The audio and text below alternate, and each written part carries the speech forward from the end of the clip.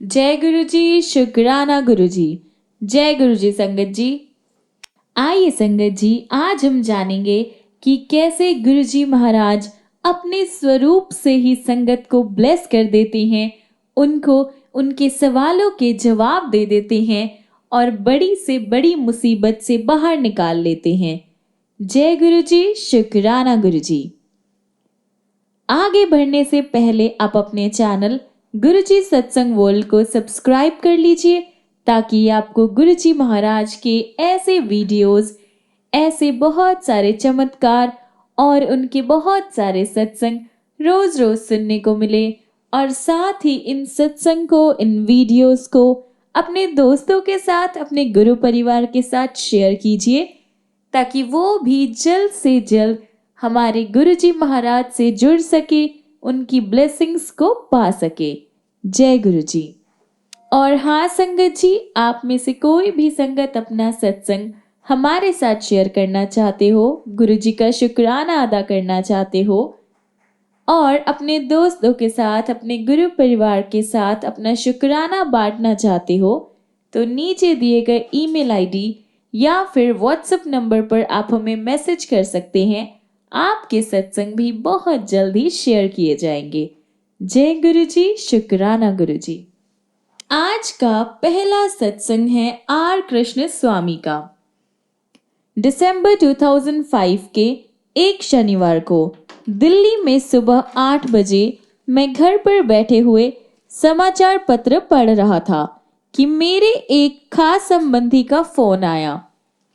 रिश्ते में मेरे भाई पीएन राजू ने बताया कि उनके भाई पीएन नरसिम्हन और उनके 2 अन्य सहकर्मी की सुबह 4 बजे पौंडीचेरी से घर आते हुए भयंकर एक्सीडेंट हो गया। बात करते करते राजू रो पड़े। मैंने राजू को तुरंत पौंडीचेरी जाकर गुरुजी का चित्र उन आहतों के पास रखने को कहा। मैंने उसे गुरुजी का एक चित्र कुछ महीने पहले ही दिया था। जिस मारुति कार में वो लोग ट्रैवल कर रहे थे, वो एक खड़ी हुई बैलगाड़ी से टकरा गई थी। कार आगे से बिल्कुल डैमेज हो गई। आगे बैठे हुए दोनों लोगों को सिर में चोट आई और उनकी बाजू भी टूट गई, पर पीछे बैठे हुए श्री अरुण की जो कंडीशन थी वो काफी ज्यादा स्ट्रेस वाली थी। उनका सिर कार की छत से जा लगा था और उन्हें भयंकर अंदरूनी चोट लगी थी। जब राजू हॉस्पिटल पहुंचे तो डॉक्टर्स के अकॉर्डिंग तीनों की कंडीशन गंभीर थी।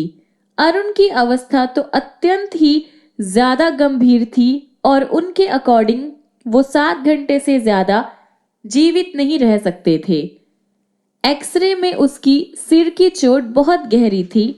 मस्तिष्क के भीतर ब्लड फ्लो भी नहीं हो रहा था और उस बारे में कुछ नहीं किया जा सकता था। अतः उन्होंने अरुण का ट्रीटमेंट बंद कर दिया था और उसके रिश्तेदारों को उसके अंतिम समय के लिए तैयार रहने को कह दिया था। राजू ने आस्था नहीं छोड़ी। उसने गुरुजी का चित्र तीनों के सिर पर रखा। ये उसने किसी भी रिश्तेदार को बताए बिना किया, क्योंकि किसी को भी गुरुजी के बारे में ज्ञान नहीं था। मैं राजू से हर 3 घंटे में बात कर रहा था। वह जब भी रोगियों के पास होता तो गुरुजी का चित्र उनके पास रखकर गुरुजी से प्रार्थना करता। परिणाम तुरंत ज्ञात होने लगे। डॉक्टर्स ने जब रोगियों का परीक्षण किया तो 2 को तो उन्होंने संकट से बाहर घोषित कर दिया, लेकिन उन्हें इंटेंसिव केयर यूनिट में देख के लिए रखा गया। अरुण का परीक्षण करने पर वह चकित रह गए। न केवल उसने वह 7 घंटे की सीमा को पार कर लिया था, उसकी कंडीशन में भी सुधार हो रहा था। डॉक्टर्स से सवाल करने पर वह कुछ उत्तर नहीं दे पा रहे थे। अगले दिन डॉक्टर्स सरप्राइज्ड हो गए। अरुण का परीक्षण करने पर उन्होंने उसका तीव्रता से सुधार होता देखा। तब उन्होंने कहा कि वह ठीक तो हो जाएगा पर नॉर्मल लाइफ नहीं जी पाएगा। दुर्घटना के 2 वीक बाद तक राजू गुरुजी का चित्र रोगियों पर रखता रहा। 1 महीने के बाद अरुण पुरानी बातें याद करने लगा और उसके बेड से उठने की आकांक्षा उसने व्यक्त की। गुरु कृपा से वह ठीक होता गया और 3 महीने के बाद उसने ऑफिस भी जाना शुरू कर दिया। अरुण का ट्रीटमेंट करने वाले डॉक्टर केवल आश्चर्य कर सकते थे। उनको पता नहीं था कि गुरुजी ने अपनी संगत की पुकार सुनकर उनकी रक्षा की है, जिन्होंने गुरुजी के बारे में सुना भी नहीं था। गुरुजी के आशीर्वाद का एक अवसर 9 महीने पहले भी आया था, जब मैंने गुरुजी के दर्शन भी नहीं किए थे। मैं अपने 2 अतिथियों से यानी अपने 2 गेस्ट से बातें कर रहा था, मेरी मामी विजया और भाभी राजलक्ष्मी से। मेरी मामी स्पॉन्डिलोसिस की पेशेंट और भाभी पिछले 15 साल से माइग्रेन से परेशान थी। बात करते हुए विजया ने बताया कि न तो वह बेड पर सो पाती थी, ना ही किसी वाहन यानी कार, रिक्शा, बस या फिर ऑटो में ट्रैवल नहीं कर पाती थी। वह अपने मन की शांति को खो चुकी थी।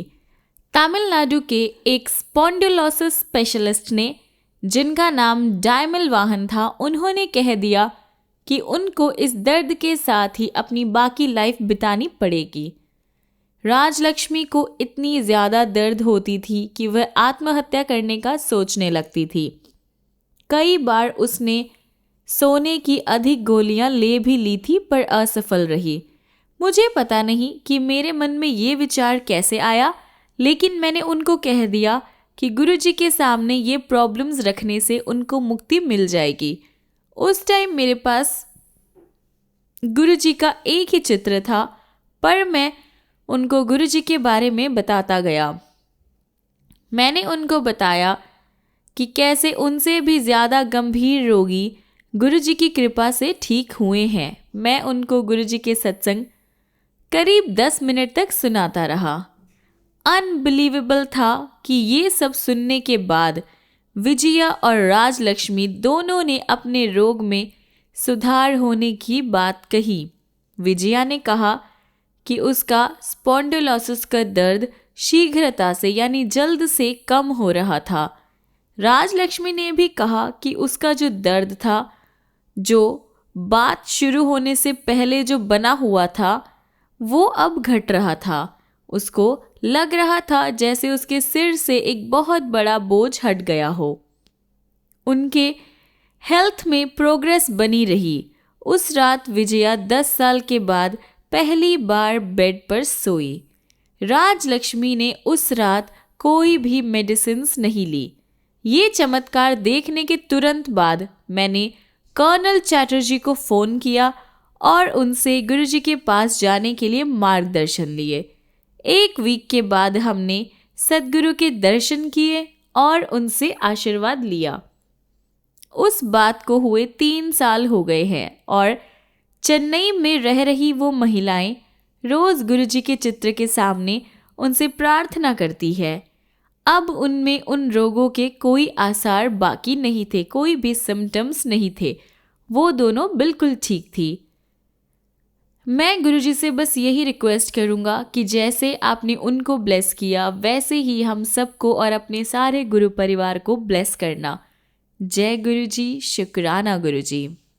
आइए संगत जी, अगला सत्संग हम सुनेंगे JB सिंगल का। वैसे तो एक भक्त के द्वारा गुरुजी ने हमें उनके यहाँ आने के लिए संदेश भेजा था। हम उनके चरणों में 7 जुलाई 2007 को पहुँचे। उनके दिए हुए संदेश के 1 साल बाद, जब गुरुजी ने 1 साल पहले हमें उनके यहाँ बुलाया, तो हम इतने भाग्यशाली नहीं थे कि उनके दरबार पहुँच पाते। पर साल 2007 में हम पर गुरुजी की कृपा हुई। 1 जुलाई को नरेश अंकल ने हमें गुरुजी की कृपा और अपने एक्सपीरियंस के बारे में बताया।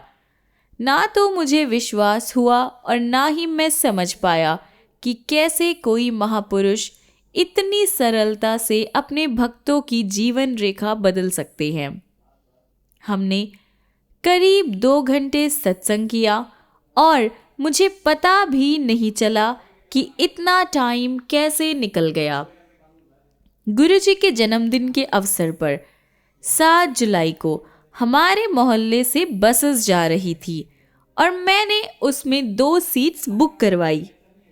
मेरे पास एक सेकंड हैंड गाड़ी थी और क्योंकि रास्ता लंबा था तो मैं उसमें नहीं जाना चाहता था। 7 जुलाई को मंदिर जाने से पहले मैं दुकान पर बहुत बिजी रहा, जो मेरे काम के लिए अच्छा था। मैंने खुशी खुशी अपना काम 5 बजे तक निपटाया और उसके कुछ देर बाद ही मैं गुरुजी की शरण में बैठा हुआ था। मंदिर में हमारा एक्सपीरियंस इतना सुहावना रहा कि हमने नियमित रूप से वीक में एक बार जाना शुरू कर दिया। हम एक बड़ी गाड़ी में साथ जाया करते थे। एक संगत ने, जिसके साथ हम जाते थे, मेरी वाइफ संतोष से कहा कि क्योंकि गाड़ी बहुत भरी हुई होती है, हमें बच्चों को साथ नहीं ले जाना चाहिए।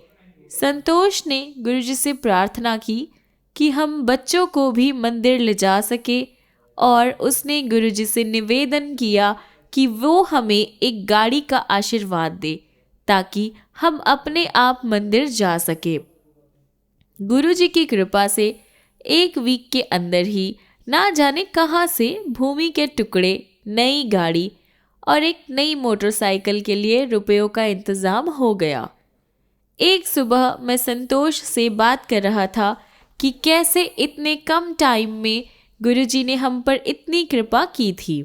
हम दोनों गुरुजी का धन्यवाद करने के लिए घर में गुरुजी का सत्संग रखना चाहते थे।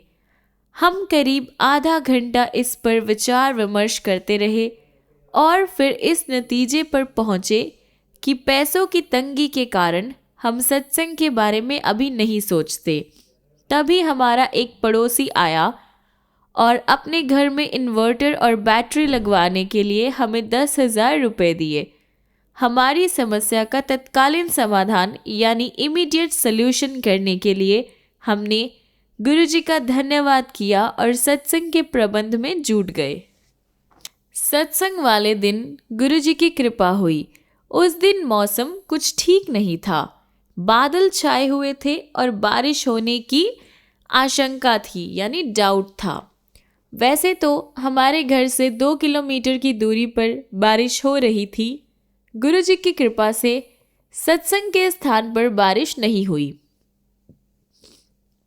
कुछ भक्तों ने फ़ोन करके हमें कहा कि बारिश के कारण वो नहीं आ पाएंगे, पर यहाँ सत्संग और लंगर समाप्त होने के बाद ही 2 घंटे बहुत ज़्यादा बारिश हुई। हमें लंगर भेंट करने का एक और अवसर प्राप्त हुआ। मेरे फादर 6 जनवरी 2009 को चल बसे। 13 दिन बाद हमने कुछ पंडितों को लंगर करवाया। लंगर समाप्त होने ही वाला था जब 3 सरदार सब 6 फुट के अंदर आए और बोले, जय गुरुजी, हम यहाँ लंगर करने आए हैं। हमने उन्हें बिठाया और लंगर परोसा। वह खुश होकर वापस गए। मैं सोच में पड़ गई। हम जहाँ रहते थे वहाँ कभी भी हमने किसी सरदार को ऐसे घूमते हुए नहीं देखा था। मुझे वास्तव में लग रहा था कि गुरुजी ने हम पर विशेष कृपा की थी। मुझे लगा कि वे ब्रह्मा, विष्णु और महेश थे जो हमारे घर हमें आशीर्वाद देने के लिए आए थे। मैंने मंदिर से गुरुजी का चाबी का छल्ला लिया था, पर उसमें चाबियां नहीं डाली। मुझे उसमें चाबियां डालना उचित नहीं लग रहा था, क्योंकि कभी हमारे हाथ गंदे भी हो सकते हैं। इसलिए मैंने उसे अपनी मोटरसाइकिल के आगे लगाने का डिसाइड किया, पर समय की तंगी के कारण मैं ऐसा नहीं कर पाया और गुरुजी वह मेरी जेब में ही रह गया। एक दिन मुझे फ़ोन आया कि घर पर एक व्यक्ति मेरा वेट कर रहा है। मैं अभी थोड़ी ही दूर गया था जब तेज स्पीड से आती हुई एक गाड़ी ने मोड़ पर मुझे टक्कर मारी।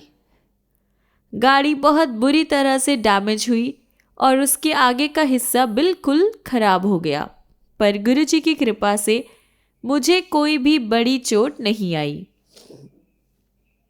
गुरुजी की शरण में आने से पहले हम पंडितों के यहाँ जाया करते थे। सारे पंडितों का कहना था कि संतोष की आयु ज्यादा नहीं थी। गुरुजी के यहाँ जाने के बाद हमने पंडितों और ज्योतिषों के पास जाना बंद कर दिया। एक बार संतोष को खराब खाना खाने से भारी बीमारी हो गई। कुछ ही घंटों में वो बहुत बेचैन हो गई और ताज़ी हवा के लिए घर से बाहर निकली।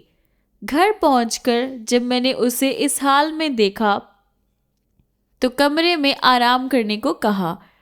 वह बोली कि अंदर उसका दम घुट रहा था। उसने 2 आदमियों को काले कपड़ों में देखा था जिन्होंने उसे अपने साथ चलने को कहा। हमें उसके आसपास कोई नज़र नहीं आ रहा था, पर तभी उसने उन दोनों आदमियों के पीछे गुरुजी को खड़ा देखा। गुरुजी ने उन दोनों आदमियों को संतोष को छोड़कर चले जाने को कहा। उन्होंने गुरुजी का आदेश माना और चले गए। बाद में जब हमने संतोष से उन आदमियों के बारे में पूछा तो उसने हमें बताया कि वे दोनों काले और मोटे थे। उनकी घनी मूछें थी और उनके हाथों में तलवारें थी। उसने उस दिन यमदूत देखे थे और अगर गुरुजी उसे बचाने नहीं आते तो उस दिन वह नहीं बचती। धन्यवाद गुरुजी, संतोष को एक न्यू लाइफ ब्लेस करने के लिए। संतोष को पीठ पे बहुत दर्द रहता था। गुरुजी ने उसे सपने में दर्शन दिए। उन्होंने झाड़ू से संतोष को छुआ और पूछा कि क्या अब उसे दर्द था। संतोष ने जवाब दिया कि अब दर्द बहुत कम था। गुरुजी ने दोबारा उसकी पीठ को झाड़ू से छुआ और दर्द पूरी तरह से चला गया। जब वह सोकर उठी तो उसने पाया कि अब उसे दर्द नहीं था। वह दर्द उसे फिर कभी नहीं हुआ। 6 जून 2009 को मैंने नया फ़ोन खरीदा। संतोष ने मुझे सुझाव दिया कि मुझे फ़ोन गुरुजी के जन्मदिन के दिन यानी 7 जुलाई को खरीदना चाहिए था, पर मैंने ठान लिया था और गुरुजी के जन्मदिन से 1 महीना पहले ही खरीद लिया। खरीदने के 3 दिन बाद ही वो खो गया। वैसे तो मैं निराश हुआ। मैंने इस नुकसान को अपना भाग्य समझकर स्वीकार लिया और स्वयं को तसल्ली दी कि फ़ोन उसके पास गया होगा जिसे उसकी ज़्यादा ज़रूरत होगी।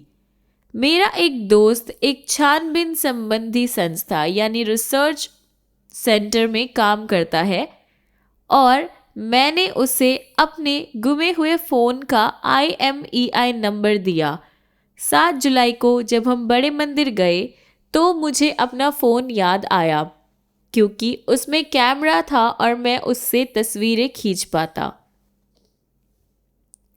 2 दिन बाद मेरे दोस्त ने मुझे फ़ोन करके उस जगह का पता दिया जहां वह सक्रिय था, यानी जहां पर वो था। मैं वहां गया और अपना हैंडसेट वापस लेकर आया। गुरुजी की कृपा से मुझे मेरा फ़ोन वापस मिल गया।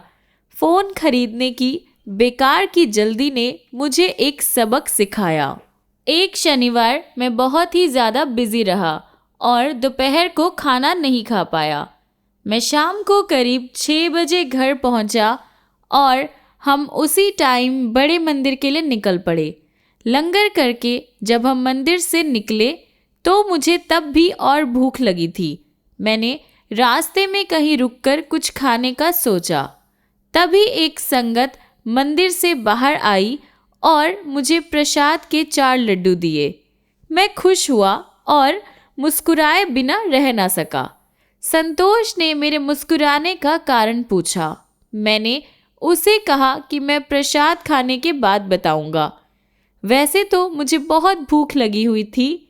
मैं 3.5 लड्डुओं में तृप्त हो गया और बचा हुआ आधा लड्डू मैंने संतोष को खाने के लिए दे दिया। फिर मैंने उसे सारी बात बताई और मुझे एक बार फिर अनुभूति हुई, यानी फील हुआ कि कैसे गुरुजी छोटी से छोटी बात का भी ध्यान रखते हैं। गुरुजी के यहाँ आने से पहले मैंने बहुत धन बनाया और गवाया था। हर 3 महीने मुझे बड़ा नुकसान होता और मेरा सारा धन खत्म हो जाता। गुरुजी के यहाँ आने के बाद मुझ पर आर्थिक स्थिरता यानी फाइनेंशियल स्टेबिलिटी की ब्लेसिंग्स बनी रही और आज मैं एक सुखद जीवन व्यतीत कर रहा हूँ, सब कुछ गुरुजी की कृपा से। जय गुरुजी, शुक्राना गुरुजी। अगला सत्संग हम सुनेंगे परमिंदर कौर का। 1999 में मेरे पति कर्नल देवेंद्र सिंह जो दिल्ली में काम करते थे, उनको पंचकुला के रहने वाले एक दोस्त ने गुरुजी के बारे में बताया। हम उनका आशीर्वाद प्राप्त करने से खुद को नहीं रोक पाए और जल्द ही एम्पायर स्टेट पहुंच गए। उस टाइम हमें बहुत सारी प्रॉब्लम्स थी। मेरे पति के दोनों गुर्दों का ट्रांसप्लांट हो चुका था। वो बहुत ही ज़्यादा बीमार चल रहे थे। उनके लिए सेना में काम करते रहना भी अब बहुत ज़्यादा मुश्किल हो रहा था। हमारी सारी जमा पूंजी दूसरे गुर्दे के ट्रांसप्लांट में खर्च हो गई थी, जो एक नॉर्मल असैन्य हॉस्पिटल में हुई थी, और उसके बाद मेरे पति का 2.5 लाख रुपए का रीइम्बर्समेंट क्लेम जो था वो सीडीए डिपार्टमेंट द्वारा लौटा दिया गया। पहले ही दर्शन पर गुरुजी ने हमें बहुत ज़्यादा प्रेम से स्वीकार किया। हमें ऐसा प्रतीत हुआ कि हमारी सारी प्रॉब्लम्स अब खत्म हो गई है। गुरुजी के रूप में हमें स्वयं प्रभु और उनके स्वर्ग की प्राप्ति हुई थी। गुरुजी ने अगली बार आते हुए एक तांबे का लोटा और एक चांदी का कड़ा लाने को कहा। उन्होंने उन दोनों चीज़ों को अभिमंत्रित किया और हमारे जीवन में उनकी दया का प्रवाह होने लगा। सबसे पहले मेरे पति के हेल्थ में सुधार आने लगा। उनके जब मेडिकल ट्रीटमेंट्स होते, जो भी रिजल्ट आता, सब कुछ नॉर्मल थे और उन्होंने अपने काम पर भी जाना शुरू कर दिया। फिर सीडीआई डिपार्टमेंट ने हमारा अटका हुआ क्लेम रिक्वेस्ट जो थी वो एक्सेप्ट कर ली थी। मुझे उस डिपार्टमेंट से इसकी सूचना तार से मिली। अगले दिन जब हम गुरुजी के पास गए तो उन्होंने पूछा कि क्या हमें पैसे मिल गए। मेरे पति स्टीरॉयड्स ले रहे थे, जिसके कारण उनके हिप जॉइंट में एक नई प्रॉब्लम हो गई थी। डॉक्टर्स ने सर्जरी का सुझाव दिया। जब हम गुरुजी के पास गए तो उन्होंने इसके लिए मना कर दिया और कहा कि वह खुद ही ठीक हो जाएगा। उनके कहे अनुसार थोड़े दिन में वह फिर से खुल गई और आज तक सर्जरी की ज़रूरत नहीं पड़ी। मेरे एक्सपीरियंस के अकॉर्डिंग गुरुजी को कुछ भी कहने की ज़रूरत नहीं है। अपनी सभा में आए हुए हर एक भक्त की आकांक्षा को वह जानते हैं और उन्हें स्वीकारते भी हैं। उन्हें उनके साथ अच्छा या बुरा जो भी होता है उसका भी उन्हें ज्ञान है। मेरे एक बेटा और एक बेटी थे, लेकिन मैं एक और बेटा चाहती थी। उनकी संगत में बैठे हुए मैंने इसकी कामना की।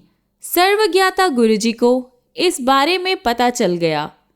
घर जाने से पहले जब मैं आज्ञा लेने उनके पास पहुंची तो उन्होंने कहा, ला झोली कर। वह मुझे अपना दुपट्टा अपने सामने फैलाने के लिए कह रहे थे ताकि वह अपनी कृपा मुझ पर कर सके। बिना जाने हुए कि वह क्या दे रहे हैं, मैंने उनकी आज्ञा का पालन किया। 6 महीने के बाद मुझे अपनी प्रेगनेंसी का एहसास हुआ। इतने दिन तक मुझे इस बारे में कुछ पता नहीं चला कि गुरुजी ने उस दिन मुझे बेटे का आशीष दिया था। डॉक्टर्स भी ये देखकर सरप्राइज थे। गुरुजी ने हमारी सहायता फिर की जब कुछ असामाजिक तत्वों ने कुछ पॉलिटिशियंस के साथ मिलकर एक प्लॉट पर हमारे आधे बने हुए मकान को हथिया लिया। उन्होंने हमें बहुत तंग किया और हम बेबस थे, हेल्पलेस थे। जब हमने गुरुजी को इस बारे में बताया तो वह बोले कि चिंता मत करो, वह अपने आप चले जाएंगे। उनके इस आशीर्वाद के साथ ही सिचुएशन में चेंजेस होने लगे। जल्द ही घर की चाबियां हमें दे दी गई। गुरुजी ईश्वर है, वही हमारे सुख और आनंद के स्रोत हैं। हम उन्हें हृदय से प्रेम और धन्यवाद करते हैं। गुरुजी के पास जो भी श्रद्धा भाव से आएगा उनके अनुग्रह का पात्र बनेगा। हमारी गुरुजी से बस यही विनती है कि गुरुजी हमें अपने चरणों से ऐसे ही जोड़े रखे और हमें और सारे संगत परिवार को गुरुजी ऐसे ही ब्लेस करते रहे, अपना प्यार देते रहें। जय गुरुजी, शुक्राना गुरुजी। आइए संगत जी, हम आज के सत्संग को यहीं पर विराम देते हैं और ख़त्म करने से पहले हमारे गुरुजी महाराज का मंत्र जाप करते हैं। ओम नमः शिवाय। शिवजी सदा सहाय। ओम नमः शिवाय। गुरुजी सदा सहाय। ओम नमः शिवाय। शिवजी सदा सहाय। ओम नमः शिवाय। गुरुजी सदा सहाय। ओम नमः शिवाय। शिवजी सदा सहाय। ओम नमः शिवाय। गुरुजी सदा सहाय। ओम नमः शिवाय। शिवजी सदा सहाय। ओम नमः शिवाय। गुरुजी सदा सहाय। ओम नमः शिवाय। शिवजी सदा सहाय। ओम नमः शिवाय। गुरुजी सदा सहाय। ओम नमः शिवाय। शिवजी सदा सहाय। ओम नमः शिवाय। गुरुजी सदा सहाय।